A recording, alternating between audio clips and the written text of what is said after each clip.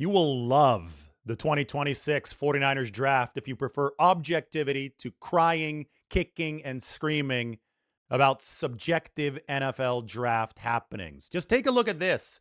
The 49ers draft class was the NFL's only 2026 haul that scored in the top 5 of both athleticism, objectively measured on the left by relative athletic scores and other data, and actual college production over here on the right, objectively measured by actual college statistics.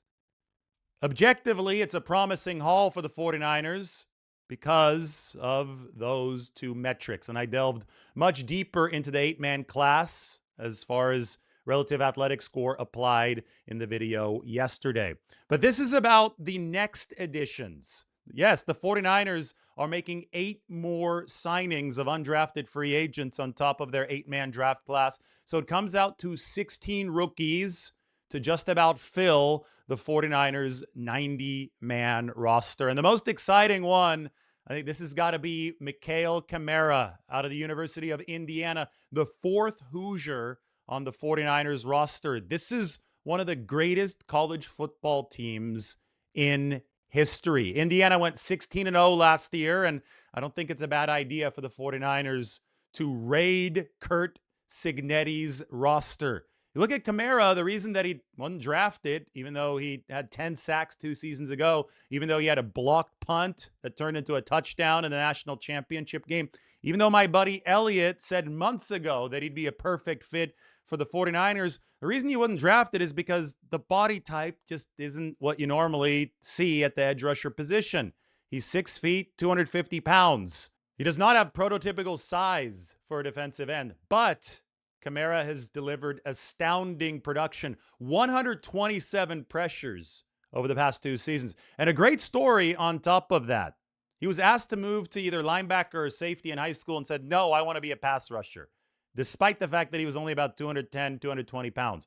Extremely productive as a pass rusher, but didn't get a college scholarship offer as a 0-star recruit. So he had to go to James Madison University. That's where Curt Cignetti was the head coach. And just like Kalen Black, the 49ers' 3rd-round running back pick, he followed the very intense Cignetti from James Madison to Indiana, where they built an absolute powerhouse. 10 sacks in 2024. And, well, I think, again, you can't go wrong with Indiana guys. 49ers last year drafted Curtis Rourke and C.J. West.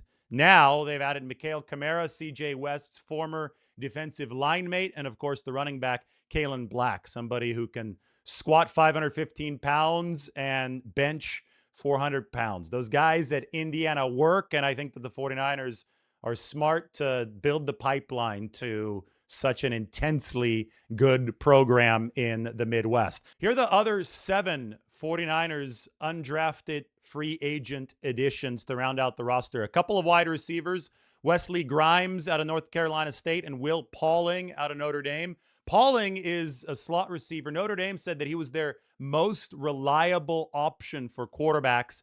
He's only 5'9", 183, so obviously fits into more of that F receiver mold. Christian Kirk is a shorter receiver that's going to play the F. Not the big slot, of course, but the small slot, which does see some play for San Francisco. Will, though, he's probably going to have to prove himself big time on special teams to make the 49ers roster. Meanwhile, Wesley Grimes, more of a standard outside receiver's body, can also play the big slot at 6'2", 193 pounds out of NC State. Khalil Dinkins, the tight end out of Penn State, he's got a chance to make this team for the 49ers. They did pay him $275,000 guaranteed. Any undrafted free agent that gets a little bit of guaranteed money, and that's quite the chunk, $275,000 guaranteed. That means that the 49ers are, at the very least, interested in keeping him around the building for the practice squad. And, of course, we were waiting for San Francisco to go out and add a tight end over the course of the draft. That was a definite position of interest for the 49ers. The board didn't break the way that the 49ers needed it to for that to happen over the course of the actual event, but right after the draft ended, they added Khalil Dinkins, who played behind the star Tyler Warren at Penn State, and I think that's one of the reasons that he flew a bit under the radar. So insert Dinkins into the San Francisco tight end room. He is an explosive blocker. Couple more defensive tackles, and boy, have the 49ers fortified that defensive tackle position over the course of the past couple of months. The two that they added in undrafted free agency are Tennessee's Bryson Eason and then James Thompson Jr., who played for Illinois. And Thompson gets $280,000 guaranteed. Bryson Eason, a durable guy, 26 out of 26 starts over the past 2 seasons, 323-pound run stopper. Thompson is smaller, shorter arms, 308 pounds. His arms about 31 and a half inches. Known as an ebullient, smiling, and optimistic guy. But I just want to focus on the big picture of these defensive tackles. 49ers added Osa Odighizuwa via trade in March with the Dallas Cowboys. Then Grayson Halton, who's got the vertical leap, number 3 all-time at the combine for a defensive tackle. This guy was one of the best pass rushers in the nation. And now you add the 2 undrafted free agents, Bryson Eason and James Thompson Jr. This room has been completely reworked. Consider that they added C.J. West and Alfred Collins just last offseason. Consider the fact that 2 other recent additions in Mikail Williams and Keon White play on the inside a lot, rush from the inside a lot. The 49ers interior D-line, which was a huge liability on this team, projects to be a strength moving forward with Osa Odighizuwa, with Grayson Halton, with Alfred Collins, with C.J. West, and then we'll see if Eason or James Thompson can crack the 49ers rotation. And remember, the Hulk, Sebastian Valdez, remains on this football team. Then there was Jalen Stroman, a safety out of Notre Dame. Now, fans hoping for the 49ers to have added another, rangy back-end safety, a center field kind of guy. They haven't done that yet. They might trade for Jesse Bates down the road, former player of Raheem Morris with the Atlanta Falcons. Keep an eye out for that. Mike tried to call that last night as we were texting. Maybe the 49ers can find the 2026 version of Tashawn Gibson Sr., whom they signed right before the 2022 regular season. Safety is generally considered to be the biggest outstanding weakness on this football team. They didn't draft one, but they added Stroman, who's more of a box safety out of Notre Dame. 4.7 40, good run fitter, but the ball production downfield has not been prolific. Only 1 interception, which came last year, his final college season. Finally, we expected the 49ers to add a punter because they signed one, Corliss Waitman, in free agency, but he's a left-footed punter.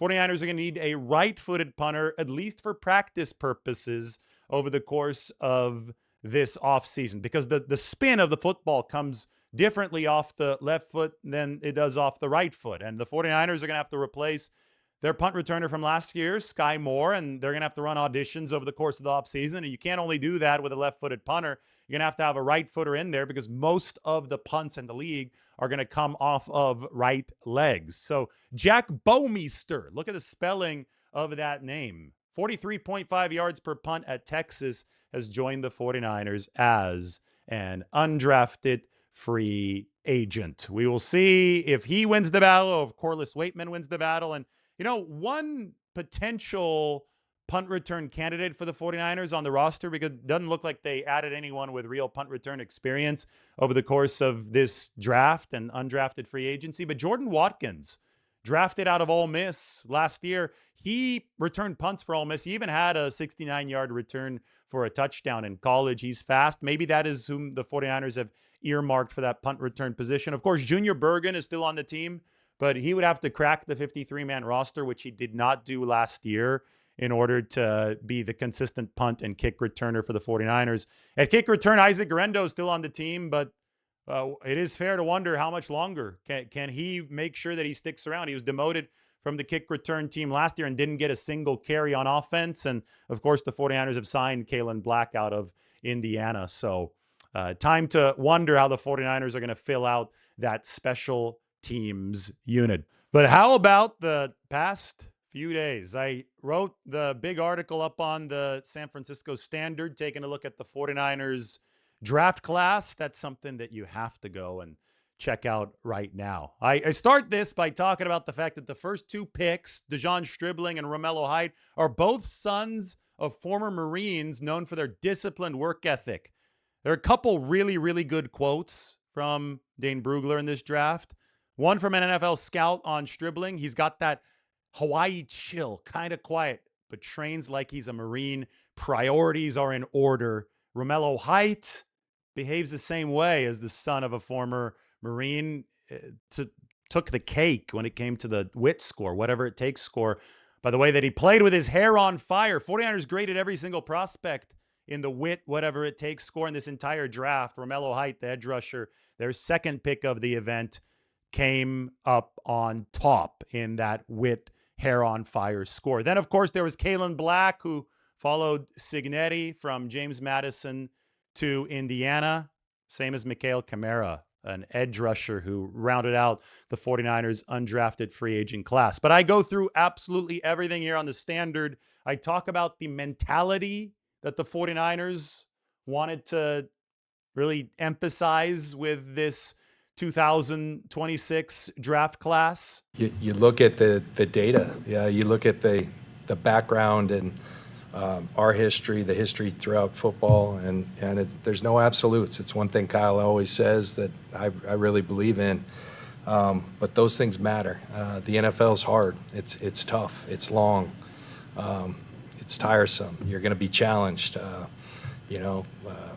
and who has the mental fortitude, the mental toughness to fight through that. The way we do things is tough. We're going to have a lot of fun, but we're going to work really hard. And so I think what translates is guys who have those qualities, and that's something I think we've always coveted. You're right. Probably over time, you'd covet it even more.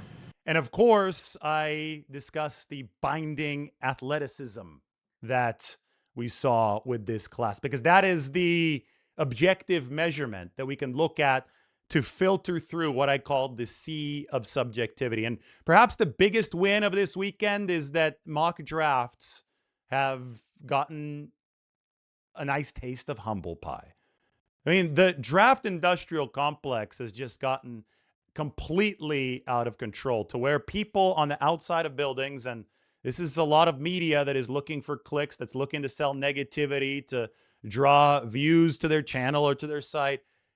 They're creating their own alternate reality of NFL rankings and then expecting teams to follow that reality, even though teams have a much better idea of their specific needs, of their scheme, of the personalities that they need in their building.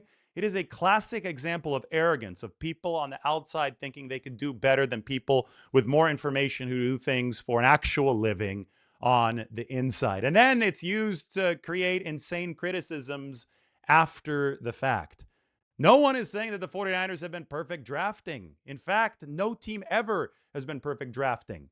The problem is that people on the outside who rely and worship mock drafts act like drafting is some kind of exact science that they've figured out, which is completely disingenuous.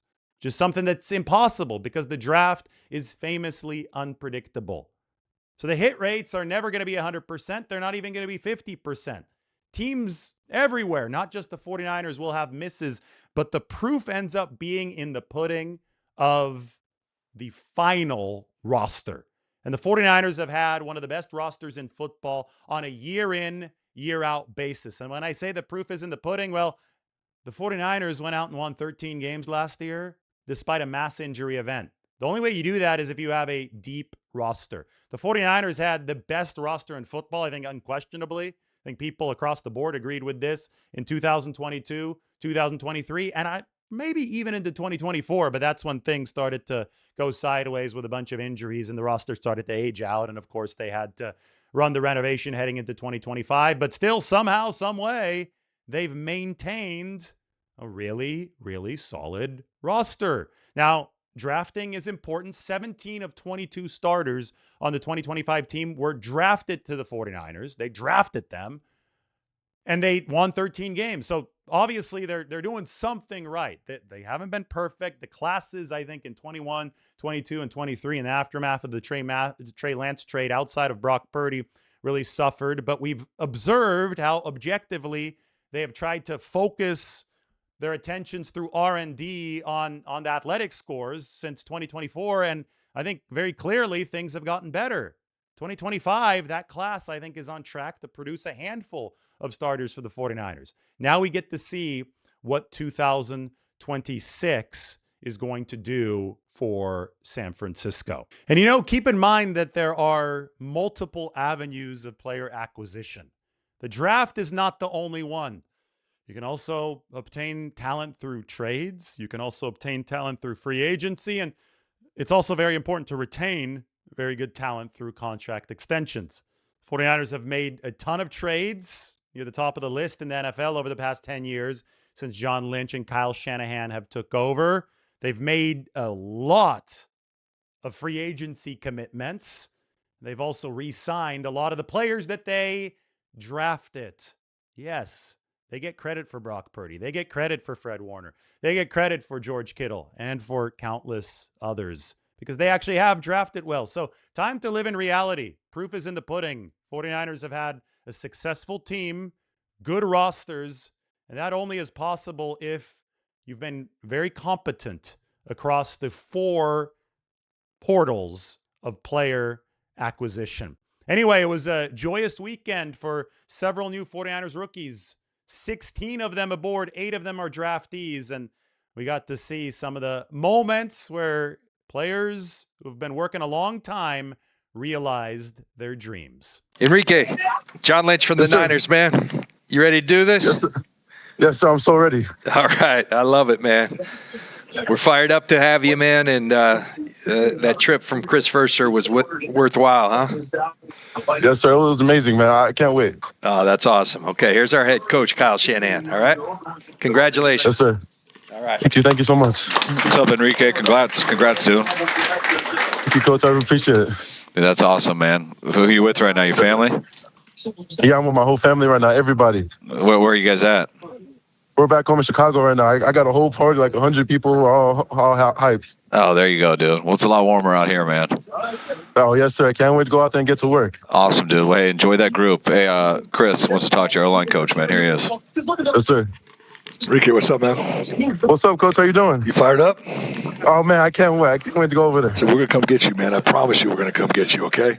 Yes, sir. No, yes, sir. Let's do this. I had to give up a couple toes to get you, man, but you're here, brother, okay?